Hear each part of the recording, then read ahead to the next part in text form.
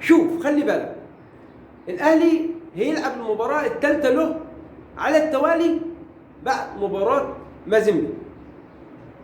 الاهلي المباراه اللي فاتت الجونه وفوز 3-0 ومتسيد المباراه. الاهلي النهارده امام الاتحاد السكندري مش هيفرط في الثلاث نقاط. خلي بالك، الترجي التونسي يتعثر في مباراتين قبل مواجهة النادي الأهلي. الأهلي النهارده فايق ورايق وشايف بيحصل ايه مع الترجي. الترجي يتعادل مع الصفاقسي 1-1، يليها مباراة الملعب التونسي يتهزم من الملعب التونسي 2-0. منطقي الترجي التونسي يتعادل مع الصفاقسي، انما اللي مش منطقي الترجي يتهزم من الملعب التونسي. مش منطقي.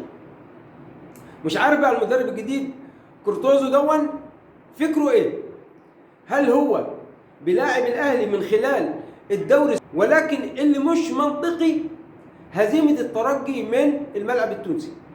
على كل حال الاهلي اكيد مستعد لاي حاجة من كورتوزو المدير الفني الجديد للترجي التونسي. ليه بقى؟ لان النادي الاهلي زي ما قلنا كبير وجامد، فما يهموش اي حاجة بتحصل مع الخصم، ملهوش دعوة.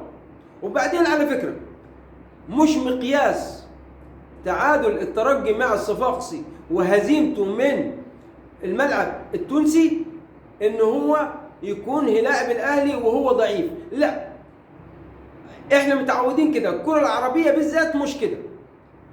مش مقياس ان فريق يتعادل ويتهزم انه ممكن يتهزم تاني، مش مقياس. فلازم مارسيل كولر يكون واخد لباله من الحتة دي بالذات لكورتوزو، وهو طبعا مدرب مخضرم زي ما قلنا، وزي ما قلت لعب مباراتين صن داونز خططي جدا، تكتيك على اعلى مستوى. يبقى النادي الاهلي ما يفرحش بتعادل الترجي التونسي من الصفاقسي وهزيمته من الملعب التونسي. لا، الاهلي لازم يكون مستعد على جميع الاحوال مع الترجي التونسي. المباراة اللي تقام على ملعب رادس بتونس الاهلي لازم يكون في اتم استعداد. النهارده الاهلي هيلاعب الاتحاد السكندري في غيابات كتير في النادي الاهلي، ولكن ابرزهم عمرو السولية. عمرو السولية طبعا تاكدت اصابته بالضمه، فاتاكدت انه هو مش هيلعب مباراه الاتحاد السكندري ولا هيلعب مباراتين الترجي التونسي. بس هنا في حاجه بقى، الاهلي خط الوسط عنده كتير وكلهم جامدين، كلهم على اعلى مستوى حاليا، الموجودين كلهم على اعلى مستوى. فدي مش هتضعف من النادي الاهلي ولا هتضعف من تفكير مارسيل كولر. لا، الاهلي هيكون مستعد من خلال المباراتين اللي جايين للنادي الاهلي، اللي هو الاتحاد السكندري ومباراه السبت.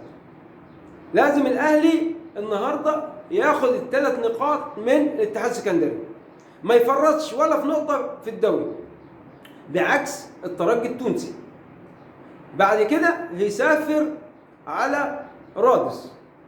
فالاهلي النهارده لازم يكون مستعد على جميع الاحوال من كورتوزو، لانه مدرب كبير ومخضرم، ومش مقياس انه يتعادل او يتهزم، انه ممكن الاهلي يهزمه بسهوله.